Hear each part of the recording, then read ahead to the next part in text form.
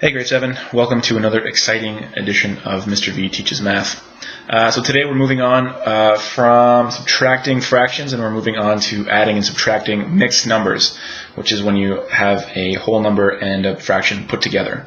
So as always, I include the goal to what we're going to be doing today, and so we're going to add and subtract mixed numbers using some different strategies. Now I have this written later on, but I'll tell you this right now. There are ways to show adding and subtracting mixed numbers using models, using grids and fraction strips and number lines. And if you really want to know how to do that stuff, you can come see me during some practice time. But for now, I'm going to show you mostly some numeric ways to do this, because if I were a guessing guy, I would say that that's probably what you want to do anyway. So we're going to start with that. And as usual, here's the problem that we're working with today. Now, my wife and I, we plant vegetables in our garden, and sometimes some flowers. And so what we did was we divided our garden into 11 rows. Now since we love tomatoes, we decided that we were going to plant 5 rows of tomatoes. And so what I've included down here is a bit of a diagram of the garden. And so you can see we have 1.5 rows of beans, we have 1 2/3 rows of peas, we have 1 3/4 rows of cucumbers, and then we have our 5 rows of tomatoes and these extra little things here. This is just extra flowers that get put in. Okay? Now the main question that we're working with today is how many more rows of tomatoes did we plant than rows of peas and cucumbers? So we're going to be looking at these two, compared to these 5. And so we're going to have to do some addition and then some subtraction to figure out how to answer that stuff. Okay? So let's move on. So for our solution, first what we're going to do is we're going to add together the rows of peas and cucumbers. We're going to do some addition to find a sum. Once we have that sum, what we're going to do is we're going to subtract that sum from the rows of tomatoes. So I have some blank paper that we can work with over here. And so what we said, what the diagram showed us, is that we have 1 2/3 rows of peas. And what we said we wanted to do was we wanted to add that to 1 3/4 rows of cucumbers. Okay? So that's the addition question that we're going to be working with. Now, when you add mixed numbers, same as when you're adding fractions that are less than 1, you still have to find the lowest common denominator. And so if you remember back to adding and subtracting numbers that were smaller than 1, if you look at 3 and 4, hopefully you realize that the common denominator is 12. I'm not going to spend a lot of time going through scale factors and how to change that stuff. I'm just going to write them out.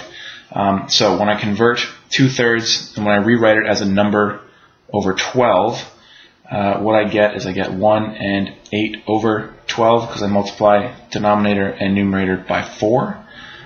And then my 1 3/4 becomes 1 9 over 12 because I multiply the 4 and the 3 each by 3. Okay? So what happens then is, now that I've used my lowest common denominator and I've gotten common denominators for my fractions, I add the whole number, so 1 plus 1 is 2, and then following the rules for adding fractions, I add my numerators, which is 8 plus 9, which gives us 17 over 12. Now, we talked when we were adding fractions that it's not great to get an answer that is an improper fraction, which is what we have here. We have 17 over 12. And so what we're going to do is we're going to convert this fraction, this improper fraction, into a new mixed number. The 2 stays the same. The 2 it just stays where it is for now. 17 over 12 gets converted to 1 and 5 over 12 because 12 goes into 17 once with 5 left over. So 5 becomes our new denominator, our new numerator, and then 12 stays the same. So I now have another addition question to solve. But 2 plus 1 is 3, and then we have 5 over 12. Okay? So this is the number of rows of peas and cucumbers.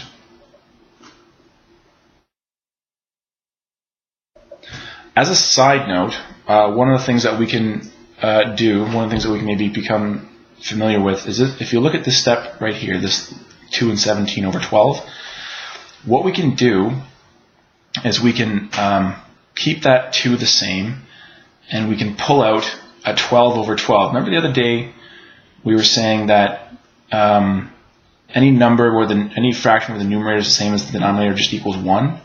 If I pull 12 out of 12 out of 17 over 12, it leaves me with 5 over 12 over here, and then I can just take that 12 over 12 and add it on to the 2 I already have, which gives me 3 and 5/12, which is where we wanted to end up anyway. Still the same thing, okay?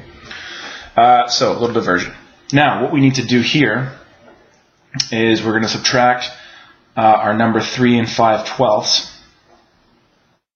from 5, which is the number of rows in P's. Now, what we're going to do is we're actually going to pull out 1 out of the 5. And the way I'm going to show that is something similar to this, where I had a fraction that was the same numerator as was denominator. So what I'm going to do is I'm going to do that right now, and I'm going to be left with 4, and then I'm going to pull out 12 over 12. Now 4 and 12/12 is still 5. It's still the same thing. I'm still going to subtract 3 and 5 over 12. Okay. Now when I'm at this point where I have a common denominator, I can do my subtraction. I can subtract my whole numbers. 4 minus 3 is 1, and then 12 minus 5 is 7, and then that denominator stays the same. Now, we always want to simplify at the end. 7 over 12 actually already is simplified, so this is our final answer. So our problem, our question was how many more rows of tomatoes did we plant than rows of peas and cucumbers? The answer to that is 1 and 7/12. That's a pretty long-winded explanation. I'm going to go over a few more practice steps so we can hopefully hammer this out and get it right. Now, we have a couple of options when we solve these kind of mixed number questions for adding and subtracting. One of our options is obviously that we can use the common denominator. We can rewrite whole numbers as mixed numbers, where like we saw with that 5 becomes 4 and 12 over 12. It doesn't always have to be out of 12. You can also convert whole and mixed numbers to improper fractions. I will not lie, this last method here, this is probably my favorite, because I find it, because that's the way I was taught, I find it the easiest.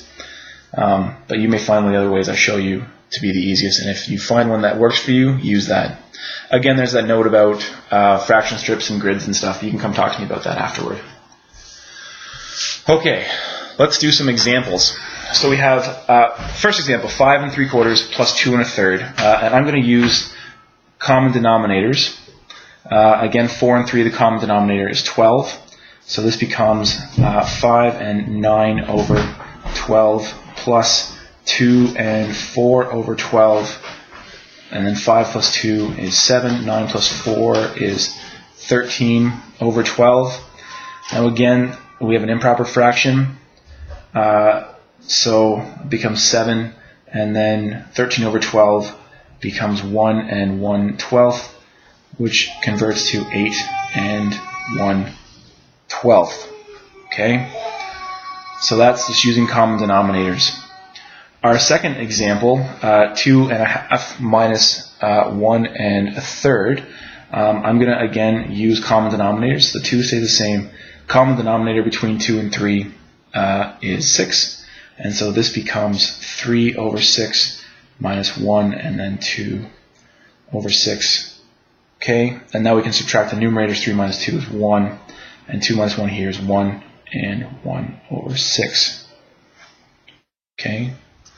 Down here we have an example of a whole number subtract a mixed number, and we're going to actually rewrite 6 as a mixed number. So what we're going to say is this becomes 5, and then because this denominator here is 5, I'm going to say 5 and 5/5 minus 4 and 2/5.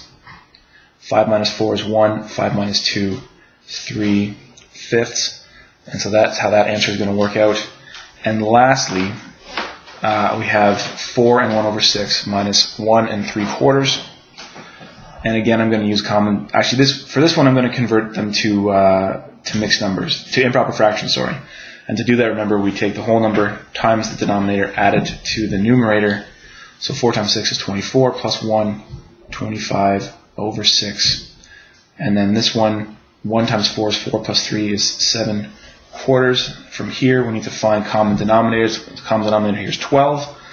So this becomes 50 over 12 minus 21 over 4. I can do my subtraction. And I get that this equals 29. Oops, that's got to be 12. 29 over 12.